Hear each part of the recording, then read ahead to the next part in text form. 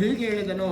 ವ್ರತಗಳಲ್ಲೆಲ್ಲ ಶ್ರೇಷ್ಠವಾದ ವ್ರತವೆನಿಸಿ ಸಕಲ ಸೌಭಾಗ್ಯ ಸಂಪತ್ತುಗಳನ್ನು ಶೀಘ್ರದಲ್ಲೇ ದಯಪಾಲಿಸುವ ವರಮಹಾಲಕ್ಷ್ಮಿ ವ್ರತ ಹೊಂದಿದೆ.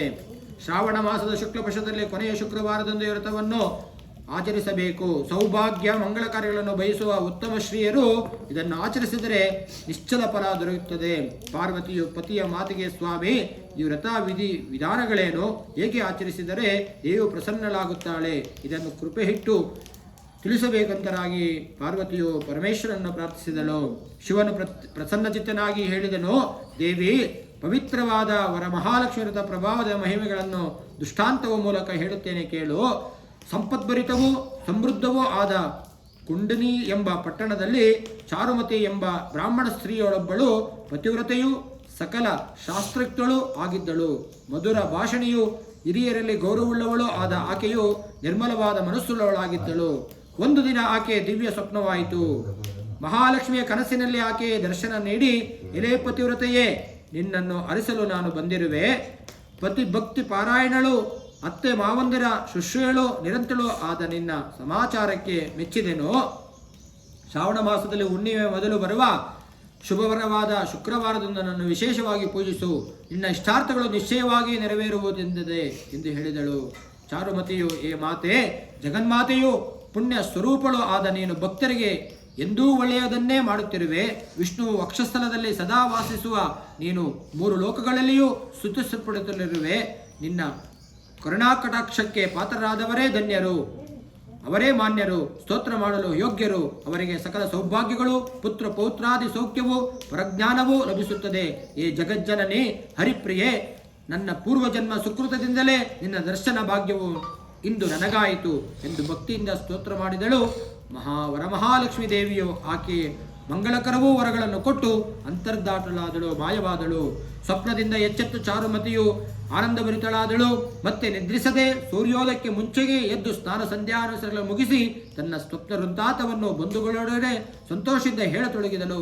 ಅವರೆಲ್ಲರೂ ಅದನ್ನು ಕೇಳಿ, ಚಾರುಮತಿಯೇ, ನಿನ್ನ ಸ್ವಪ್ನ ತುಂಬಾ ಶುಭವಾದದ್ದು. ಈ ಶುಭದಿಂದಲೂ ನಾವೆಲ್ಲರೂ ಭಕ್ತಿಯಿಂದ ವರಮಹಾಲಕ್ಷ್ಮಿ ವ್ರತವನ್ನು ಆಚರಿಸೋಣ ಎಂದರು. ಶ್ರಾವಣ ಮಾಸದ ಶುದ್ಧ ಶುಕ್ರವಾರ ಎಂದು ಬರುವುದೋ ಎಂಬ ಕಾತುರದಿಂದ ನಿರೀಕ್ಷಿಸಿದ್ದರು. ಆ ಶುಭ ದಿನ ಆ ದಿನವೂ ಬಂದಿತು. ಆಗ ಸ್ತ್ರೀಯರೆಲ್ಲರೂ ಶುಭ್ರ ಸ್ನಾತರಾಗಿ ಅತ್ಯುತ್ಸವದಿಂದ ನಿರ್ಮಲ ಮನಸ್ಸುಳ್ಳವರಾಗಿ ಸೌಭಾಗ್ಯದಾಯಕ ವರಮಹಾಲಕ್ಷ್ಮಿ ವ್ರತ ಪೂಜೆಗೆ ಸಿದ್ಧತೆಗಳನ್ನು ಮಾಡಿಕೊಳ್ಳಲು ಆರಂಭಿಸಿದರು. ಪೂರ್ಣ ಕಲಶದಲ್ಲಿ ಆಲಬಳ್ಳಿ ಹೊಸ ಅಕ್ಕಿಗಳನ್ನು ತುಂಬಿ ವರಮಹಾಲಕ್ಷ್ಮಿಯನ್ನು ಆಹ್ವಾನಿಸಿ ಶ್ರದ್ಧಾಭಕ್ತಿಗಳೆಂದು ಪದ್ಮಾಸನೆ ಪದ್ಮಕರೆ ಸರ್ವಲೋಕೈಕ ಪೂಜಿತೆ ನಾರಾಯಣ ಪ್ರಿಯ ದೇವಿ ಸುಪ್ರೀತ ಭವಸರ್ವದ ಎಂದು ಪ್ರಾರ್ಥಿಸಿದರು. ಕಲ್ಪೋಕ್ತವಾಗಿ ಷೋಡಕ್ಷೋಪಚಾರದ ವರಮಹಾಲಕ್ಷ್ಮಿಯನ್ನು ಪೂಜಿಸಿದರು. ಧ್ಯಾನಾಭಾರತೆಗಳಿಂದ ದೇವಿಯನ್ನು ಪೂಜೆಗಳನ್ನು ನಂತರ 9 ಗ್ರಂಥಿಗಳಿರುವ ಪವಿತ್ರವಾದ ದಾರವನ್ನು ಪೂಜಿಸಿದರು. ತುಪ್ಪದಿಂದ ಮಾಡಿದ ಭಕ್ಷ್ಯಭೋಜ್ಯಗಳನ್ನು ಮಹಾಲಕ್ಷ್ಮಿ ನೈವೇದ್ಯವನ್ನು ಮಾಡಿ ಮಹಾನೈವೇದ್ಯವನ್ನು ಮಾಡಿ ಆರತಿಗಳನ್ನು ಮಾಡಿದರು. ದಾರವನ್ನು ತಮ್ಮ ಬಲತೋಳಿಗೆ ಶ್ರದ್ಧಾಭಕ್ತಿಗಳಿಂದ ಕಟ್ಟಿಕೊಂಡರು. ಪೂಜೆಯ ನಂತರ ವೇದ ಪಾರಂಗತರಾದ ಬ್ರಾಹ್ಮಣರಿಗೆ ಬ್ರಹ್ಮೋತ್ತಮರಿಗೆ ಬಾಗಿಣವನ್ನು ಕೊಟ್ಟು 12 ಭಕ್ಷ್ಯಗಳನ್ನು ದಕ್ಷಿಣೆ ತಾಂಬೂಲಾದಿಗಳನ್ನು ಬಾಗಿಣವನ್ನು ಕೊಟ್ಟರು. ನಂತರ ತಾನೂ ದೇವಿಯ ಸನ್ನಿಧಿಯಲ್ಲಿ ಪ್ರಸಾದವನ್ನು ಭುಜಿಸಿದರು.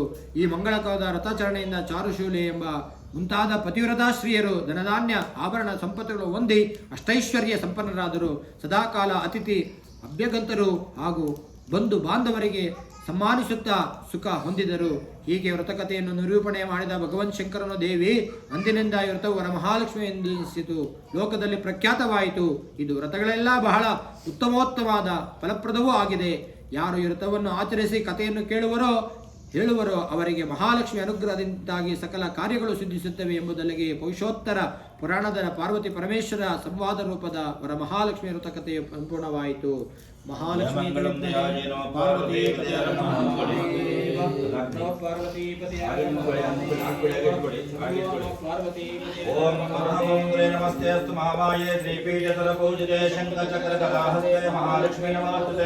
ನಮಸ್ತೆ.